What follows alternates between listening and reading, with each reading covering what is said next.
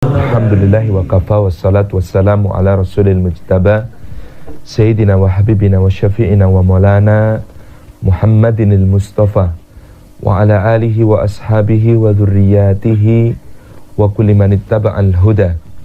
Asyhadu an la ilaha illallah wahdahu la syarikalah wa asyhadu anna Muhammadan abduhu wa rasuluh la nabiyya ba'dah.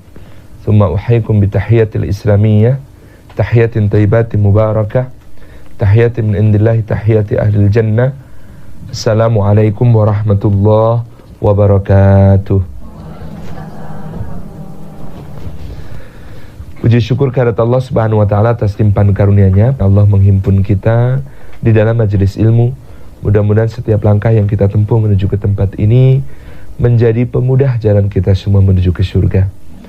Dan duduk kita semua semoga termasuk taman di antara taman-taman surga, tempat Allah Subhanahu wa ta'ala mencurah-curahkan rahmatnya, menaungkan sayap-sayap malaikatnya, menurunkan sakinah ke dalam hati kita, dan menyebut-nyebut nama kita semua dengan bangga pada makhluk-makhluk mulia yang ada di sisinya.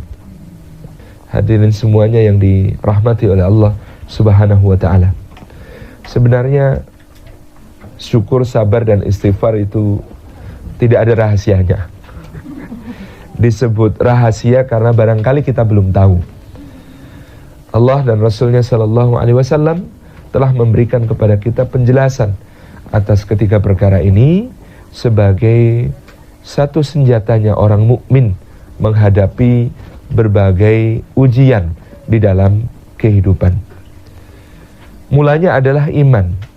Maka Nabi Sallallahu Alaihi Wasallam bersabda, ajaban li amril mu'min kana kullu amrihi khair. Menakjubkan urusan orang beriman karena semua urusannya itu kebaikan. Ini diriwayatkan oleh Imam Muslim rahimahullah taala, ajaban li amril mu'min kana kullu amrihi khair. Menakjubkan orang beriman karena semua urusannya kebaikan. Dan ini tidak terjadi kecuali kepada orang yang beriman. Maknanya ini tidak terjadi kecuali disebabkan karena iman. Apa yang menakjubkan dari urusannya orang beriman? Yang pertama, jika dia mendapatkan nikmat dari Allah Subhanahu wa ta'ala, maka dia bersyukur, sehingga syukur itu menjadi kebaikan baginya. Dan apabila dia mendapatkan musibah dari Allah Subhanahu wa ta'ala, dia bersabar, maka kesabaran itu menjadi baik baginya. Demikian pula orang mukmin itu menakjubkan urusannya karena ketika dia beribadah kepada Allah, maka dengan keikhlasan dia sampai kepada keridhaan Allah. Dan bahkan ketika dia berdosa kepada Allah, maka dengan taubat, dengan istighfar, dia juga menadah berbagai macam ampunan dan karunia dari Allah Subhanahu wa ta'ala.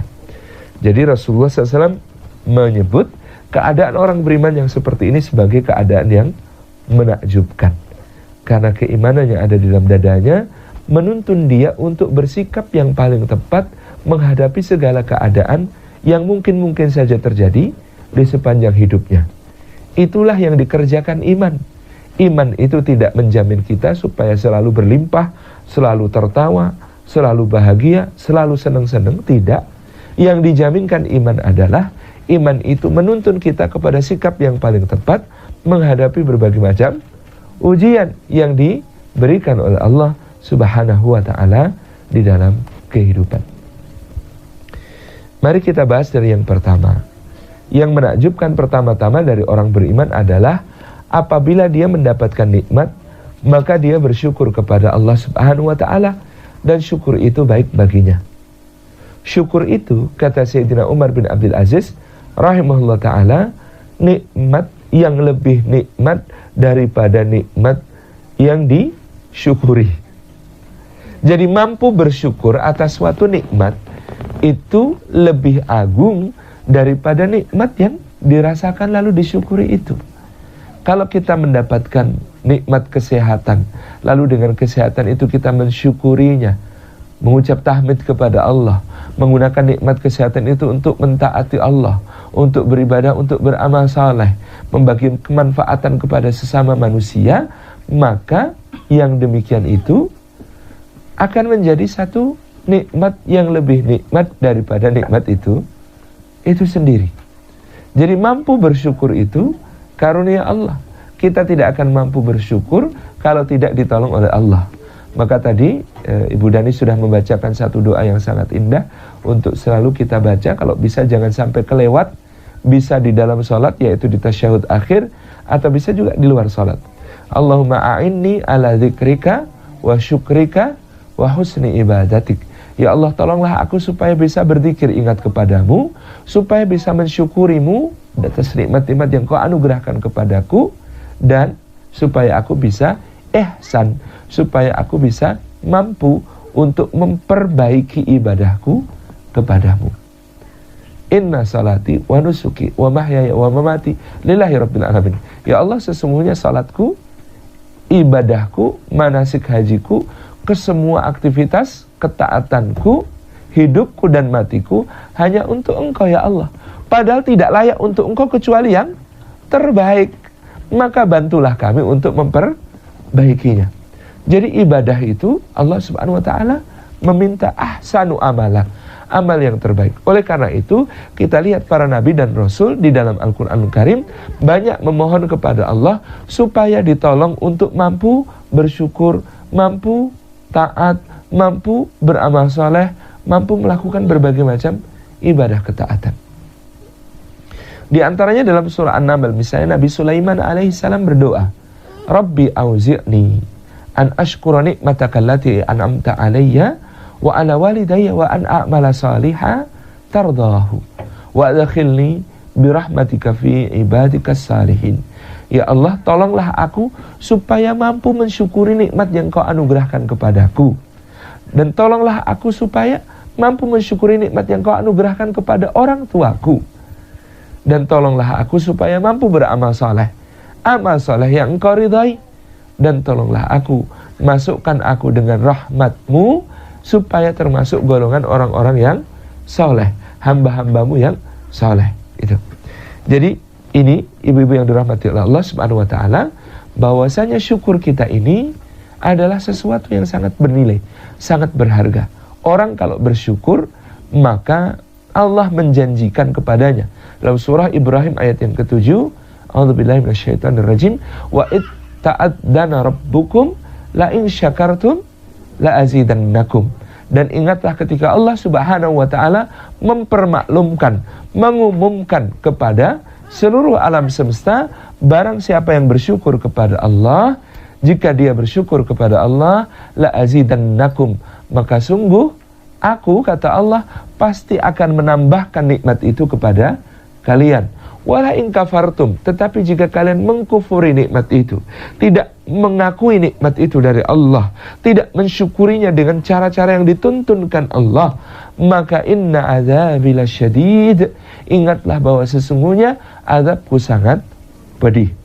Ini sudah Allah Subhanahu wa taala itu rahmatnya mendahului murkanya, maka kalimatnya tidak diseimbangkan setara. Kalau kalimatnya diseimbangkan setara, seharusnya la in syakartum la azidannakum wa la in kafartum la u'adzibannakum. Kalau kalian bersyukur, maka akan kutambah nikmatku. Kalau kalian kufur, maka pasti akan kusiksa kalian. Jadi kalimatnya kalau sepadan seharusnya begitu. Tetapi Allah menggunakan kata-kata inna adzabi lasyadid. Sesungguhnya azabku sangat pedih. Ini adalah ancaman, tetapi ancamannya ini masih membuka kesempatan siapa yang kufur untuk memperbaikinya, siapa yang kufur untuk segera mensyukurinya, siapa yang kufur untuk segera kembali beriman kepada Allah dan memperbaiki dirinya. La in syakartum la azidannakum, kata Allah Subhanahu wa taala, dalam syukur terdapat tambah nikmat. Kata para mufassir, selain ditambah nikmat, juga dijaga nikmat. Maka barang siapa ingin nikmat-nikmatnya langgeng dijaga oleh Allah, dia mensyukurinya. Bukan cuma langgeng nikmat-nikmat itu dijaga oleh Allah bagi dirinya, tetapi juga ditambah-tambah oleh Allah Subhanahu wa taala untuknya. Ini yang menjadi rahasia syukur kepada Allah Subhanahu wa taala. Ibu-ibu yang dirahmati Allah, di Taman Laut Bunaken pada suatu hari ada orang hendak menyelam. Dia sudah menyewa alat-alat selam. Alat-alat selam ini sewanya mahal, dari baju selam yang terbaik, kemudian tabung oksigen yang terbaik, maskernya yang terbaik, kemudian sampai kacamata selamnya yang paling bagus, kemudian juga sampai ke torch lampu untuk dahinya juga yang paling bagus, sepatu kataknya yang terbaik. Dia sewa bot terbaik, dia minta diantar guide terbaik, pergilah dia ke tempat site untuk diving itu, site untuk dia menyelam. Nah, ketika kemudian tiba di tempat menyelam itu, dia kemudian turun ke lokasi di mana dia harus menyelam. Turun dengan badan dijatuhkan ke belakang, pure gitu ya, masuk ke kedalaman 2 meter, 3 meter, Masya Allah, indah sekali pemandangannya. Ada ikan warna-warni, ada ikan clownfish, badut yang nggak terlalu seperti badut sebenarnya. Ada angelfish yang tidak juga seperti malaikat bentuknya gitu ya, tapi warna-warninya sangat indah, dengan terumbu karang yang tersusun begitu rupa, dengan susunan-susunan yang menakjubkan warna-warninya. Ada ikan yang pemberani deket-deket sama dia, ada ikan yang malu-malu bersembunyi di antara sela-sela anemon laut, ada kemudian berbagai macam jenis ikan yang bergerombol, ada juga yang menyendiri. Segala keindahan dipaparkan di hadapannya, maka dia mengatakan subhanallah, alhamdulillah, masya Allah, indah sekali, tabarakar rahman. Itu. Sampai kemudian ternyata diajak kejauhan, dia melihat ada orang pakai celana kolor dan kaos oblong saja berada di dalam lautan itu. Dia bilang, hebat, saya kalau nyelam begini harus pakai alat macam-macam, dia cuma pakai celana kolor dan kaos oblong. Maka dia acungkan jempol, tidak cukup 1 jempol, dia acungkan 2 jempol ke arah orang itu. Yang sana membalas dengan lambaian kedua tangan. Lalu setelah puas di situ, dia turun lagi ke kedalaman berikutnya, 5 meter, 6 meter. Masya Allah, makin indah, makin dahsyat. Berbagai jenis ikannya berbeda. Di situ ada teronggok bangkai kapal. Dia masuk ke dalamnya, ternyata jadi sarang ikan yang sangat banyak. Semua keindahan itu luar biasa. Begitu keluar dari bangkai kapal yang karam itu, dia melihat di kejauhan, ternyata si celana kolor dan kaos oblong juga ada di kedalaman itu. Dia bilang, kalau 2 meter, 3 meter naik ke atas ambil udara dekat. Ini 6 meter, 7 meter. Hebat sekali. Kemudian dia tidak cuma mengacungkan 2 jempol tangan, tapi juga sekaligus jempol kaki gitu. Dia turun lagi ke kedalaman berikutnya, ibu-ibu yang dirahmati Allah, ke kedalaman 12 meter, 13 meter. Masya Allah, ternyata sudah sore, matahari sudah remang-remang, cahayanya masuk, sehingga dia nyalakan torch yang ada di dadinya. Dia nyalakan sekrak, begitu menyala, ternyata si celana kolor kaos oblong sudah tepat berdiri di depannya. Tidak tahan dengan penasarannya, dia tarik si celana kolor kaos oblong ini naik ke atas ke permukaan, lalu kemudian setelah membuka maskernya dia bertanya, "Mas, kasih tahu dong rahasianya, hebat banget, nyelam sampai kedalaman segitu, nggak pakai alat apa-apa. Saya nih loh, sewanya mahal ya mas." Orang itu menjawab, "Makasih ya, aku tadi tenggelam." Ibu-ibu yang dirahmati Allah, apa bedanya dan apa persamaannya orang tenggelam dan orang menyelam? Persamaannya orang yang tenggelam dan orang menyelam adalah keduanya sama-sama berada di dalam air. Dan sebenarnya keduanya sama-sama disuguhi pemandangan yang sangat indah oleh Allah Subhanahu wa taala dengan berbagai macam rupa ikan, terumbu karang, dan pemandangan bawah laut yang sangat menakjubkan. Tetapi sangat berbeda keadaannya orang yang tenggelam dan orang yang menyelam. Orang yang menyelam itu menikmati semuanya dengan begitu ketakjuban hati, bersyukur, menyebut-nyebut asma Allah Subhanahu wa taala. Orang menyelam adalah orang yang bersyukur. Sementara orang yang tenggelam sama-sama berada di dalam lautan, tetapi dia tidak bisa menikmati pemandangannya. Dia merasakan sakit, dia merasakan kembung, dia merasakan dadanya sesak, dia merasakan paru-parunya pengen jebol. Nggak enak sekali. Maka lautan nikmat Allah ini namanya dunia. Lautan nikmat Allah ini namanya dunia. Wa in ta'uddu nikmatallahi la tuhsuha. Kalau kalian mencoba-coba menghitung nikmat Allah, maka kalian tidak akan pernah bisa menghinggakannya. Coba Bu dihitung nikmatnya Allah sekali-kali saja. Satu nikmat saja. Tutup mata. Dah, nikmat mata itu harganya begitu mahal, sehingga kita tutup mata kita saja kita sudah kehilangan begitu banyak nikmat yang dianugerahkan Allah untuk menghiasi hati kita dengan kebahagiaan dan kegembiraan. Belum lagi kalau jantungnya berhenti sebentar aja gitu. Belum lagi kalau kemudian hidungnya mampet. Belum lagi kalau kemudian telinganya tiba-tiba tuli. Belum lagi kalau kemudian badannya tidak bisa bergerak. Belum lagi kalau tiba-tiba kemudian bibirnya keraket itu apa? Melengket. Nggak bisa ngomong dan lain sebagainya. Begitu banyaknya nikmat Allah. Untungnya kita tidak disuruh menghitung, karena kata Allah kalau menghitung nggak mungkin bisa. Yang ditugaskan kepada kita hanya bersyukur. Bedanya orang tenggelam dan orang menyelam adalah orang menyelam itu ketika dia memasuki lautan nikmat Allah, dia mempersiapkan perangkat-perangkatnya. Dan perangkat utama seseorang memasuki lautan nikmat Allah yang bernama dunia ini adalah keimanan. Dengan keimanan itulah dia bisa bersyukur, melihat segala sesuatu seperti indah adanya, melihat segala sesuatu sebagai nikmat yang sangat agung. Orang kalau tidak bersyukur, ibu-ibu yang dirahmati Allah, maka lihat segelas air, dia haus, ya cuma haus dan ingin minum. Tetapi kalau dia bersyukur kepada Allah, dia bertafakur tentang nikmat berupa air ini. Ya Rabbi, ini air ya Allah, Engkau hendak memberi rizki kepadaku berupa minum di saat aku haus. Di mana Engkau uapkan air ini ya Allah?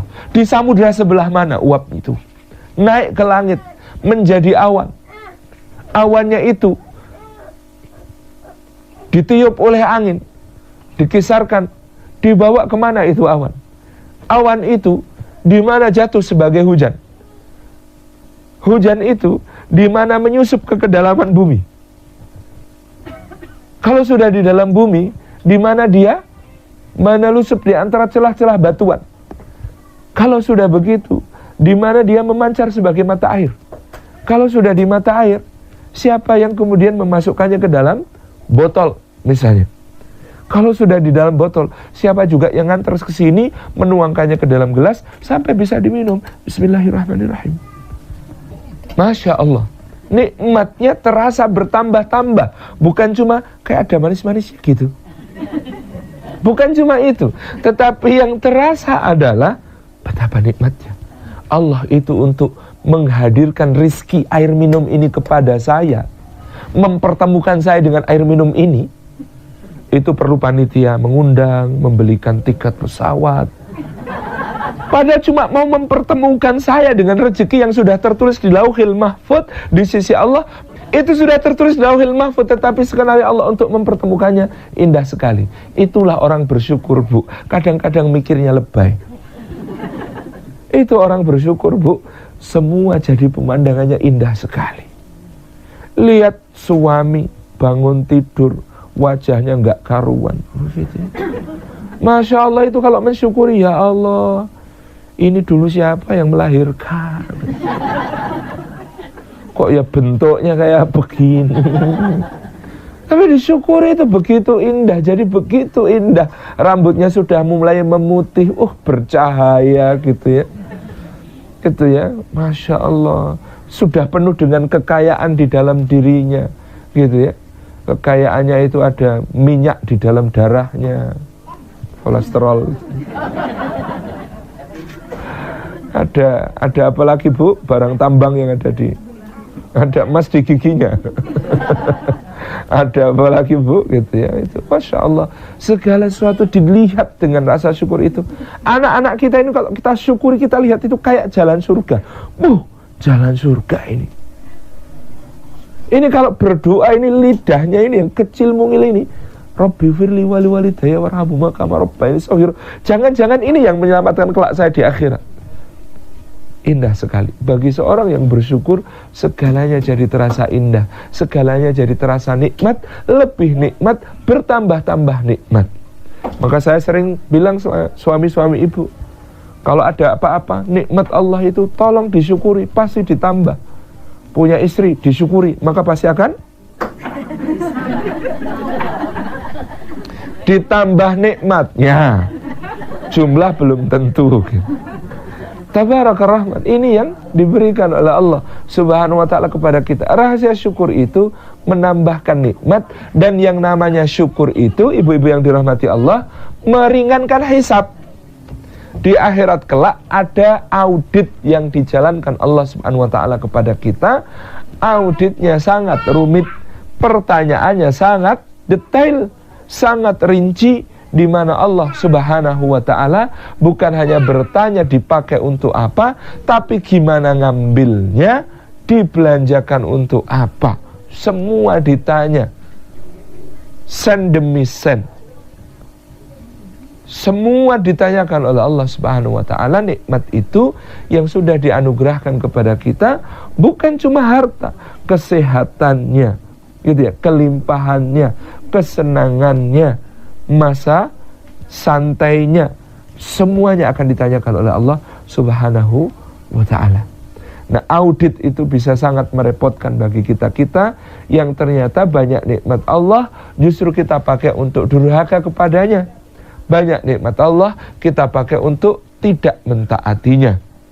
Pada saat itu Nabi SAW menggambarkan orang itu kalau dihisap, diaudit sama Allah di hadapannya, maka dia akan berkeringat dingin.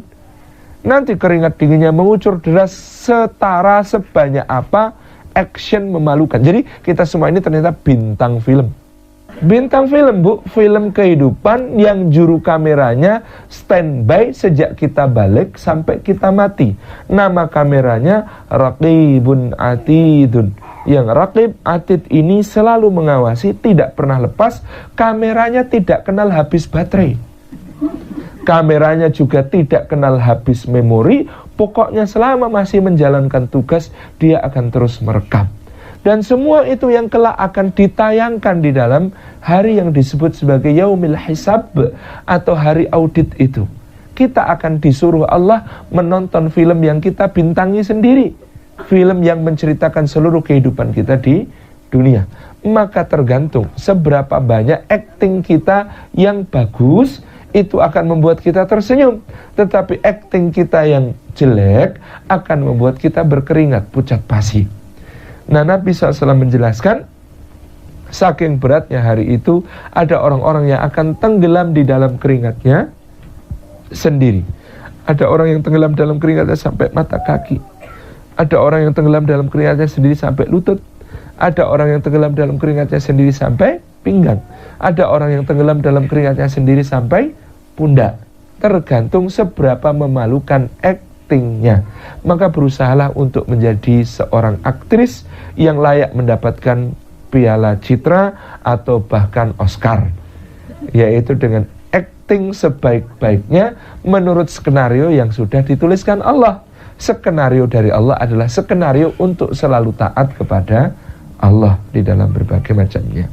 Jadi inilah rahasia syukur. Syukur itu menjadikan nikmat terjaga. Kalau mau suaminya awet, disyukuri, karena yang disyukuri akan terjaga, gitu ya. Ya, awet itu biasanya yang jelek lebih awet daripada yang ganteng. Kalau yang ganteng itu umur 50-an sudah gantengnya semakin hilang. Kalau jelek itu awet sampai tua tetap jelek gitu. Dari awal sampai akhir awet gitu ya, tetap jelek terus itu. Tapi jelek dan ganteng itu relatif sekali. Jadi jangan pernah mengukur selera orang dengan selera kita sendiri. Jangan pernah mengomentari suami orang dibandingkan dengan suami kita sendiri. Nah, termasuk bersyukur adalah tidak membanding-bandingkan nikmat yang diperoleh orang lain dengan nikmat yang diperoleh sendiri. Karena rumput tetangga selalu tampak lebih hijau. Sebabnya apa? Rumputnya plastik. Kan kita nggak tahu gitu kan. Itu Kadang kita melihat orang lain tampak hidupnya lebih enak daripada kita. Siapa bilang? Belum tentu yang melaksanakan, yang ngelakoni, kata orang Jawa, merasakan hal yang lebih seperti bayangan kita. Ketika istri saya melahirkan Hilma dulu, kami di sebuah rumah sakit, ibu dan anak yang dimiliki oleh seorang dokter spesialis kandungan terkemuka di Jogja. Mertua saya itu bilang sama dokternya itu, wah enak ya dok ya punya rumah sakit sendiri begini. Jadi Masya Allah, jadi enak sekali sih tinggal jadi dokter, tinggal gini. Kata dokternya, nikula jenengan pak, itu kan bapak yang lihat. Bapak tahu nggak, katanya saya ini kerja cari makan pak, kadang-kadang makan nggak sempat, baru nyendok satu ditelepon, bu ada yang mau lahir. Baru nyendok 2 sendok, bu ini kayaknya perlu sesar. Baru nyendok 2 sendok, kadang-kadang harus berbagai macam hal itu harus ditangani. Ngelakoni, yang melaksanakan belum tentu merasakan seindah orang yang melihat. Maka tidak perlu iri dengan kehidupan orang lain, belum tentu dia melakukannya itu enak. Jadi artis terkenal, senang bu, nggak enak bu, susah. Saya itu bukan artis, tapi kok yang merasakan susahnya jadi orang yang gampang dikenali. Makanya sekarang kalau pergi ke mana-mana jangan pakai peci, pakai topi yang lain gitu. Karena pernah hampir ketinggalan pesawat gara-gara staf bandara semuanya minta foto gitu. Nah, itu kan susah gitu. Security-nya aja minta foto gitu, AFSEC gitu ya, aviation security minta foto. Nggak enak bu, padahal pengen lagi mau nelpon istri, Sat, tolong ini dulu ini, macam-macam gitu ya. Padahal baru ada yang diurusi, ternyata hidup itu semuanya wang sinawang. Kata orang Jawa, wang sinawang, hanya orang saling memandang. Kadang-kadang menyaksikan orang lain tampaknya lebih enak gitu ya. Ada orang terdampar di pulau, ngelihat ada perahu datang. Yang terdampar di pulau bilang, ada perahu. Kata orang yang di perahu yang sebenarnya tersesat, ada pulau gitu ya. Kadang-kadang kita itu melihat orang lain kayaknya lebih enak. Yang di perahu ngira di pulau itu enak, yang di pulau ngira di perahu itulah yang enak. Itu karena kemudian kita kadang-kadang memperbandingkan, suka ngelihat yang lebih gitu ya, yang kemudian tidak ada dalam jangkauan kita, gitu ya. Jadi ibu-ibu yang dirahmati oleh Allah, ini bersyukur gitu ya. Maka bersyukurlah sampai pada level seperti orang Madura bersyukur, gitu ya. Ini orang bersyukur itu memandang segalanya begitu indah, diperbandingkan begitu indah. Ada pedagang semangka, ternyata pedagang semangkanya orang Madura, orang Madura. Dia beli, ibu-ibu itu, bu semangka bu, dijamin merah bu, wena bu. Dibelilah semangka itu, baru mau diambil, jatuh bu, pecah. Kata si ibu, loh semangkanya putih gini loh mas, sampean nipu saya. Loh enggak bu, ibu saja kalau jatuh pucat, apalagi semangka banyak.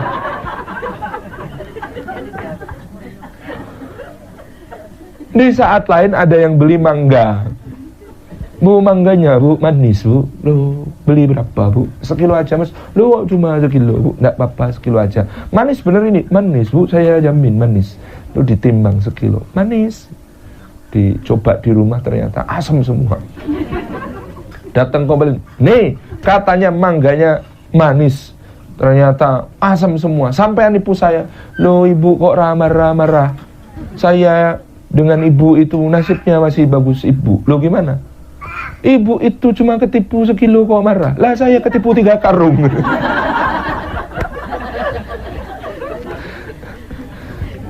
Jadi pandai-pandailah bersyukur gitu ya. Masya Allah tabarakar rahman.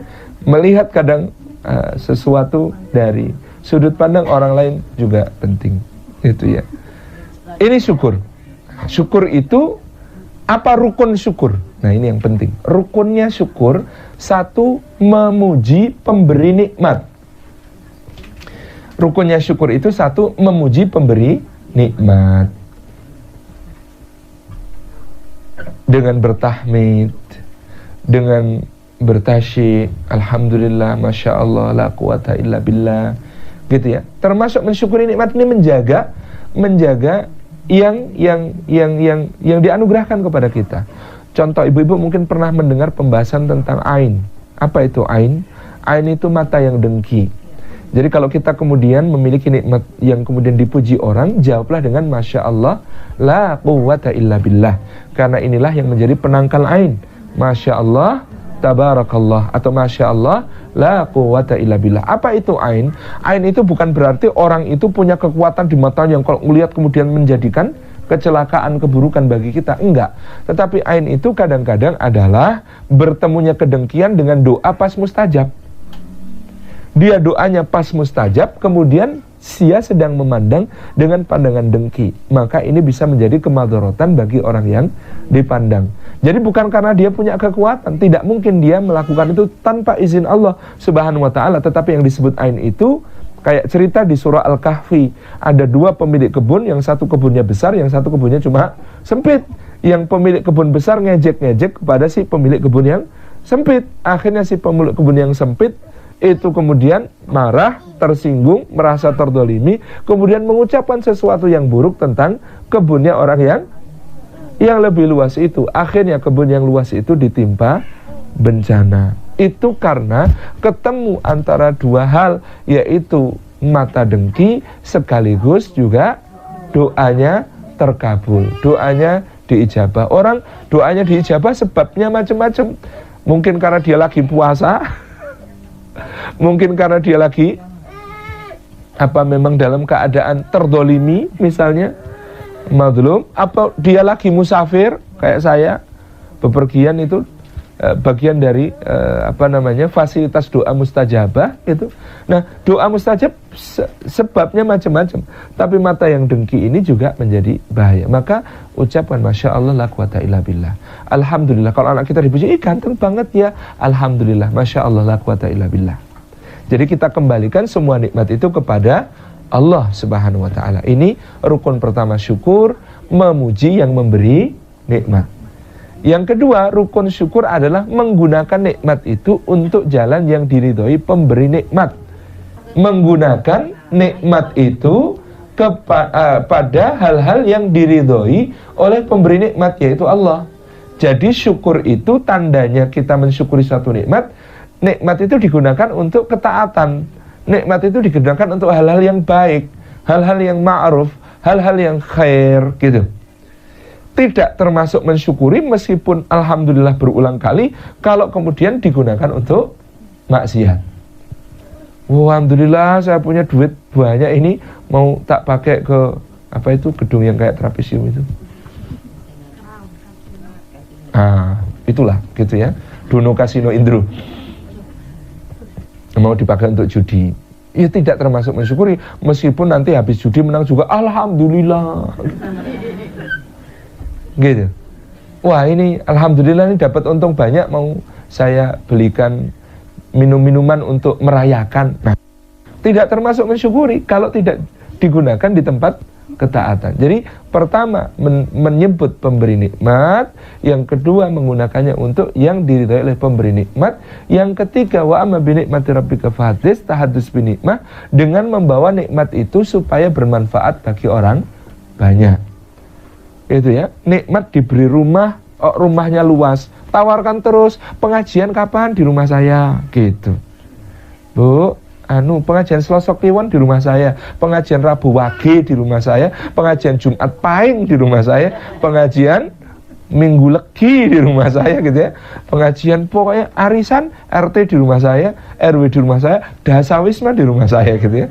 Pokoknya semua yang baik-baik bisa digunakan di rumah saya. Mobil saya, mau pada berangkat pengajian, bareng-bareng ya saya hampiri semua. Mau pada jenguk orang sakit rumah sakit, tak hampiri aja, tetap siaga di rumah aja, ngumpul ya. Mau untuk macam-macam, semuanya ini bisa menjadi kebaikan-kebaikan besar. Itu ya, syukur. Jadi 3 rukun syukur: mensyukuri pemberi nikmat, menyebut namanya, menggunakannya untuk ketaatan, dan 3, yang ketiga menjadikannya bermanfaat untuk sesama, gitu ya. Dah, syukur selesai. Syukur selesai. Yang kedua, sobar.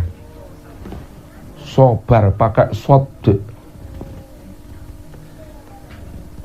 Sabar itu menakjubkan, kata Nabi SAW, menjadi perilakunya orang beriman ketika mendapat musibah. Karena apa? Karena orang sabar itu hakikatnya mendapat kabar gembira. Di mana? Di ayat tentang musibah.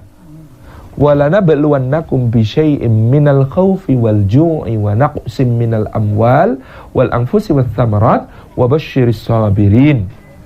Dan pasti, kata Allah, وَلَنَبْلُوَنَّكُمْ, wazan layaf alanna dalam bahasa Arab meniscayakan wawu di depannya itu bukan wawu atof, bukan wawu penyambung yang berarti dan, tetapi wawu qasam, wawu sumpah yang berarti demi. Maka kalimat walana beluannakum dalam surah Al-Baqarah gitu ya, ayat 150 berapa? Sekitar 153 atau 154, mohon dicek. Itu bermakna bahwa walana beluannakum, demi pasti akan kami timpakan bala ujian kepada kalian. 155. Akan kami timpakan bala ujian kepada kalian. Jadi sumpah. Sumpah itu kira-kira kalau Allah bersumpah pasti dilakukan enggak? Iya. Pasti. Berarti yang namanya ujian di dalam kehidupan itu pasti. Bala bencana di dalam ujian itu, hidup itu pasti. Karena ahasibannasu ayutraku ayaqulu amanna wa hum la yuftanun. Di dalam surah Al-Ankabut ayat kedua Allah mengatakan, apakah manusia mengira mereka akan dibiarkan saja sudah mengatakan saya beriman lalu tidak diuji lagi? Enggak, kata Allah, kami pasti akan menguji mereka sampai kami mengetahui manakah orang yang imannya jujur, imannya betul-betul, imannya serius, dengan yang hanya main-main, dengan yang hanya pura-pura. Nah, Allah memberikan bala ujian itu, maka di sana bisyai'in, dengan sesuatu. Kalau sesuatu, maka berarti banyak apa sedikit? Sesuatu itu banyak apa sedikit? Kalau dalam bahasa Arab, syai' itu artinya sedikit. Ujian itu cuma sedikit, bisyai'in, dengan sesuatu. Nah, ini sesuatunya yang di sini ini maknanya sedikit. Bisyai'in, dengan sedikit. Minal khaufi, dari rasa takut. Pernah diuji dengan rasa takut, Bu? Takut apa? Khawatir, takut miskin, takut susah, takut sakit, takut jatuh. Takut apa lagi, Bu? Takut kehilangan. Wah, ini paling berat ini, takut kehilangan. Takut, macam-macam takut. Minal khauf, dari rasa takut, gelisah, khawatir, cemas. Itu ujian dari Allah. Maka tidaklah seorang mukmin merasakan takut, gelisah, khawatir, cemas gitu ya, kecuali dia bersabar atas itu. Pahala terus, Bu.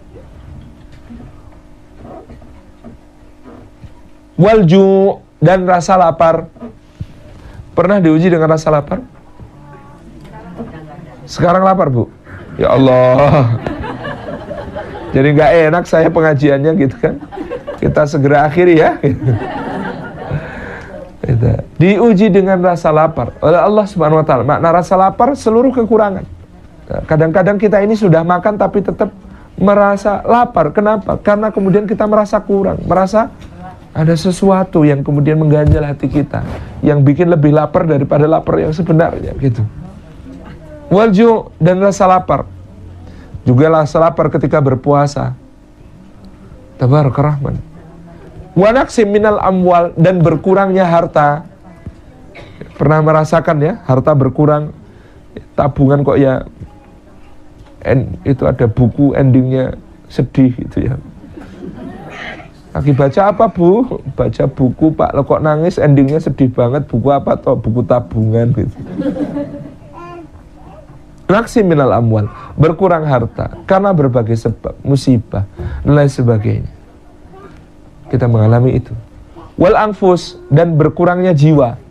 Mana berkurangnya jiwa, kita ditinggalkan orang-orang yang kita cintai, gitu ya. Ditinggalkan dengan meninggal maupun ditinggalkan Di dalam hidup ini, gitu ya, sama-sama hidup tapi ditinggalkan, gitu ya. Wassamarat wal anfus, kehilangan orang-orang yang kita kasih. Wassamarat, dan kehilangan juga buah-buahan. Makna kehilangan buah-buahan adalah panennya meleset. Antara yang ditanam dengan yang dituai tidak sesuai harapan. Itu namanya wassamarat. Jadi kita kadang-kadang investasi ternyata enggak keluar, enggak menghasilkan sesuatu, apalagi bodong gitu. Itu subhanallah ya, segala macamnya. Kita di Indonesia juga sedih, banyak dananya kaum muslimin di atas namakan mau untuk umrah, ternyata dipakai untuk hal-hal yang sangat tidak pada tempatnya. Subhanallah. Ini semuanya ujian dari Allah Subhanahu wa taala. Allah mengatakan wabasyiris sabirin, maka berilah kabar gembira kepada orang-orang yang sabar. Jadi dapat musibah itu sebenarnya dapat kabar gembira. Di mana kabar gembiranya? Satu, ibu-ibu seneng nggak kalau ada orang yang bilang I love you? Tergantung juga ya siapa yang ngomong ya.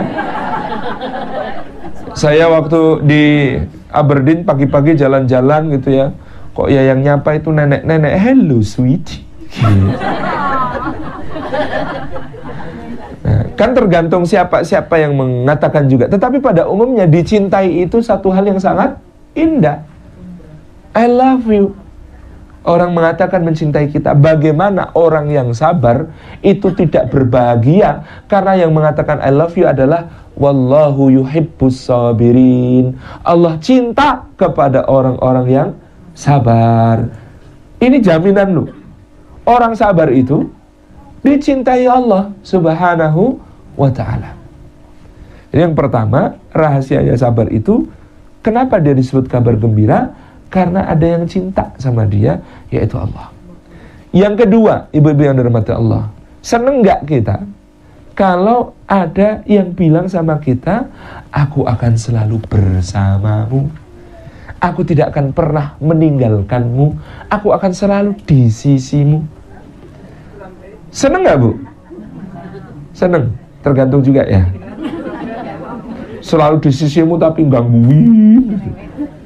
Tapi bagaimana orang yang sabar tidak bahagia ketika yang mengatakan aku akan selalu di sisimu adalah innallaha ma'as sabirin. Sesungguhnya Allah bersama orang-orang yang sabar. Gak pernah meninggalkan orang yang sabar. Yang ketiga, ibu-ibu ada yang bekerja? Ada. Seneng gak bu bekerja di tempat yang gajinya unlimited? Gajian, siap, mau ambil gaji itu ambil di gudang, emasnya sak gudang itu terserah mau bawa berapapun sak kuatmu. Atau kemudian dicodorin cek, ini ceknya untuk gajimu. Lu kok panjang banget ini, nggak putus-putus. Iya, wong kamu terserah mau ngisi berapa, dicek itu dan panjangnya tidak terbatas. Oh ya wis, tak isi angka 9 semua, 9. Semuanya biar optimal gitu ya. Karena angka paling besar 9 itu banyak. Senang nggak bu pekerja di tempat yang gajinya unlimited? Maka berbahagialah orang yang sabar, karena Allah mengatakan tentang orang yang sabar, wa innama yuwaffas sabiruna ajrahum bighairi hisab. Orang sabar itu ajarnya itu balasannya, ajarnya itu upahnya, gajinya itu disempurnakan, yuwaffa bighairi hisab, tanpa batas. Amal yang disebut Allah pahalanya tanpa batas itu adalah sabar. Maka sabar itu karena pahalanya tidak ada batasnya, sabar itu juga tidak ada batasnya. Tapi boleh dipilih bentuknya. Sabar itu tidak ada batasnya, tapi boleh dipilih bentuknya. Saya tahun 2004 tanggal 20 Juli ngelamar calon istri. Nah, jawaban calon mertua waktu itu adalah lamaran diterima, tapi mohon nunggu 2 atau 3 tahun lagi supaya sama-sama selesai kuliahnya dulu. Nah, waktu itu karena saya sedang minan nekatin, termasuk orang-orang yang nekat gitu ya, saya katakan, Pak, sabar itu ada pilihan-pilihannya. Saya bisa milih sabar dengan nunggu 2 atau 3 tahun putri bapak itu. Tapi itu kayaknya lebih berat daripada sabar dalam lain. Apa itu sabar dalam bentuk yang lain? Nak, saya tak pamit sekarang, tak cari yang lain, Pak. Mau ngawur nih, gitu kan. Enggak lah, bercanda Pak. Yang penting kalau memang saya ini urusannya segera menikah. Hukum nikah untuk saya itu sudah deket-deket wajib Pak. Sudah berpenghasilan, godaan di mana-mana, gitu ya. Saya takut jatuh ke maksiat ya Pak. Ya kalau diizinkan, saya melamar putri Bapak. Kalau enggak, mohon doa restu. Siapa tahu memang jodoh saya yang tertulis di Lauhil Mahfud namanya bukan Dwi Indah Ratnawati binti Haji Muhammad Samidi. Terus dipikir, memangnya kapan maunya? Oh, dari Jogja ke sini tersesat-sesat karena petanya peta buta, Pak. Itu saya sudah menghafalkan lafadz ijab qabul bahasa Jawa, bahasa Indonesia, bahasa Arab. Sekarang saya siap. Loh, ya jangan sekarang, kan perlu persiapan. Akhirnya disepakati sebulan kemudian, Bu. Bulan kemudian nikah. Karena apa? Sabar itu ada bentuknya yang bisa dipilih. Nunggu 2 atau 3 tahun itu juga namanya sabar. Tapi kayaknya saya nggak kuat. Godaannya sudah definitif, cantik sih. Nanti kalau ada apa-apa yang diinginkan, bagaimana? Terjadi hal-hal yang diinginkan, bagaimana? Bukan tidak diinginkan, diinginkan. Oh memang pengen gitu kan. Nah, makanya lebih baik Pak tak cari yang lain kalau memang bukan di sini. Saya juga takut Pak dapat godaan sisi lain. Loh, godaan sisi lain itu gimana? Sudah ngelamar putri Bapak disuruh nunggu 2 atau 3 tahun, ternyata nanti saya ketemu yang lebih baik. Kan itu godaan lain Pak. Saya jadi nyesel sudah ngelamar. Oh iya enek-enek ae sampean gitu. Ya alhamdulillahirabbil alamin, itu satu kebaikan yang kemudian bisa diiktirkan. Jadi sabar itu wa innamat yuwaffas sabiruna ajrahum bighairi hisab, pahalanya digenapkan, diutuhkan, disempurnakan tanpa batas. Yang keempat, ibu-ibu, kenapa sabar itu kabar gembira? Karena coba bayangkan kalau ibu-ibu itu sukses melakukan sesuatu, ternyata ada yang merayakan, dibikinkan pesta penyambutan, pesta untuk merayakan keberhasilan kita. Senang nggak ada teman-teman yang merayakan keberhasilan kita gitu? Dibikinkan pesta, kita nggak usah bayar, dia yang bikin pestanya. Inilah yang akan terjadi pada orang-orang yang sabar. Ketika masuk surga, maka malaikat akan menyambut dengan gegap gempita. Kalimat para malaikat itu adalah salamun alaikum bima sabartum. Salam sejahtera atas kalian disebabkan karena kalian telah bersabar. Hore, hore, hore. Malaikat yang menyambut. Jadi yang namanya sabar itu kabar gembira karena dicintai Allah, didampingi terus sama Allah, pahalanya tanpa batas, disambut para malaikat. Dan konon amal yang paling dikagumi malaikat itu amal sabar. Kalau amal yang lain malaikat nggak gumun, rukuk lama. Malaikat ada yang sejak diciptakan sampai akhir zaman tugasnya rukuk terus. Sujud, malaikat sejak diciptakan sampai akhir zaman sujud terus juga ada, dan macam-macam yang lain. Tapi sabar itu keren. Manusia itu dari proses penciptaan sampai kemudian menjadi manusia yang menghamba kepada Allah harus banyak sabarnya. Apa itu? Sabar di dalam kandungan sempit, gelap. Ketika keluar juga perlu kesabaran, sabar ibunya, sabar anaknya, gitu ya. Robek, berdarah-darah, bertaruh nyawa. Habis itu tumbuh dewasa, pipis, BAB, haus, lapar, cuma bisa nangis. Sabar bayi itu, ibunya itu kadang-kadang keliru, nangis dikira haus, dikasih-kasih dadanya begitu, padahal ternyata pipis gitu ya. Mama gitu, nggak bisa bilang mau, cuma bisa nangis gitu ya, tapi kok nggak meneng-meneng. Sabar bisa tengkurep, sabar bisa berangkang, sabar bisa. Masya Allah, hidupnya manusia itu terlalu banyak membutuhkan kesabaran. Terlalu banyak membutuhkan kesabaran, sehingga malaikat-malaikat takjub, sehingga bidadari-bidadari takjub, Bu. Makanya ibu-ibu dibandingkan bidadari itu beda jauh. Hebat mana ibu-ibu sama bidadari? GR. Syarat dan ketentuan berlaku. Term and conditions applied gitu ya. Karena di situ yang disebut lebih utama dari bidadari wanita salehah. Lebih utama mana bidadari sama wanita salehah? Lebih utama bidadari. Seperti kata Nabi, keutamaan sesuatu yang tampak dengan bayang-bayangnya, sesuatu yang wujud dengan yang tidak tampak. Itu keutamaannya. Wanita salehah yang paling cantik, wanita salehah di akhirat nanti akan menjadi yang paling cantik 70.000 kali lipat lebih cantik dari bidadari yang paling cantik. Insyaallah. Dan ibu-ibu itu tinggalnya di istana, insyaallah kalau salihah. Bidadari tinggalnya di kemah gitu ya. Khur maqsuratun fil khiyam. Kemahnya ya nggak kayak kemah pramuka, tapi beda. Kemah surga lebih indah daripada istana terbaik di muka bumi. Indah sekali. Ibu-ibu yang dirahmati oleh Allah Subhanahu wa taala, inilah sabar. Bahkan sabar itu keutamaannya ditambahi.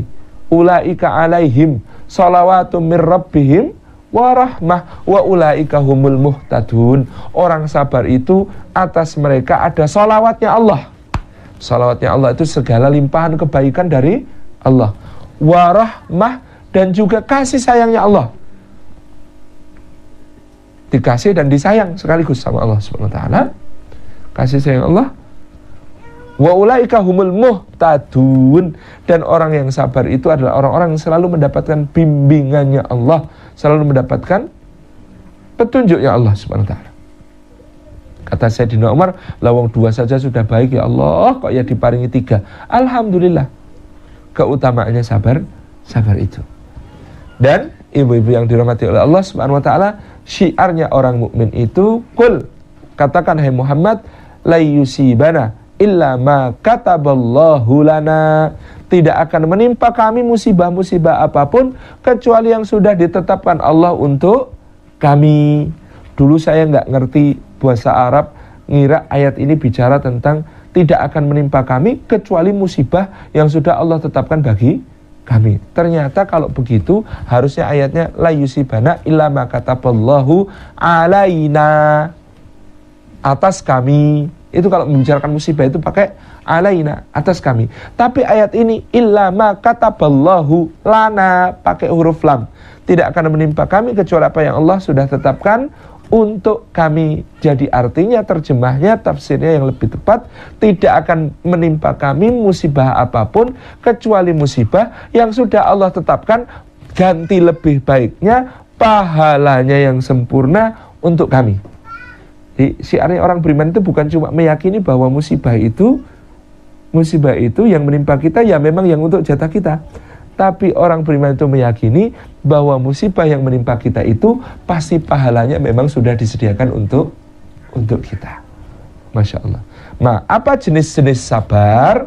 1, sabar di dalam ketaatan, sabar beribadah, maksudnya sabar dalam ketaatan ini supaya kita itu sabar, ya Allah. Taat itu kadang-kadang berat, sholat itu kadang-kadang beban, puasa itu kadang-kadang bikin lapar, ya memang bikin lapar. Itu ya. Sedekah itu kadang-kadang kayaknya kok bikin dompet jadi tipis, itu ya. Macam-macam. Ini perlu kesabaran di dalam ketaatan. Sabar jenis pertama.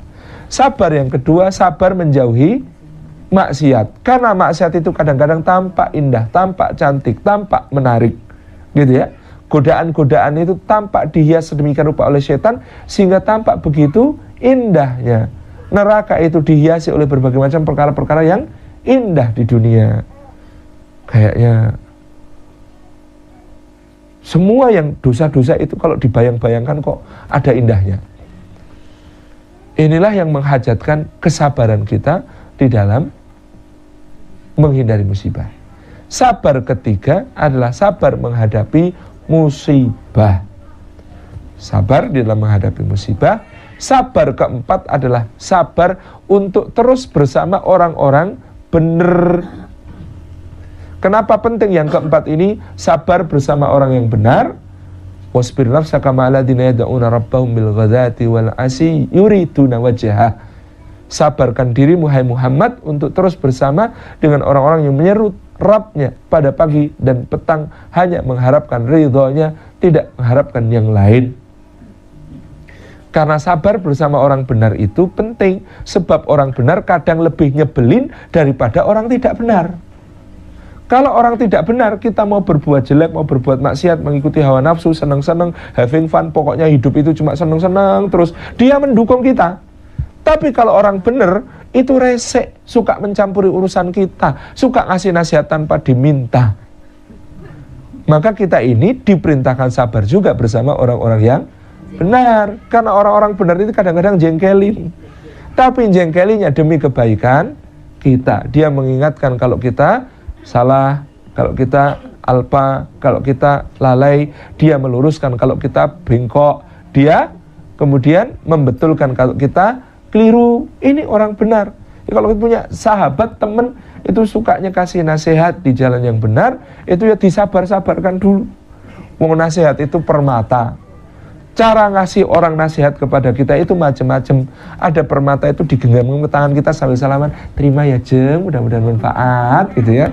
Ada juga permata itu yang kemudian tiba-tiba dia jejari kita diselipkan ke saku, terima ya Jeng, mudah-mudahan manfaat itu. Nasihat kayak begitu enak nerimanya. Tapi kadang-kadang ada nasihat itu dilakukan, diberikan dengan cara dilempar ke muka kita, buok gitu.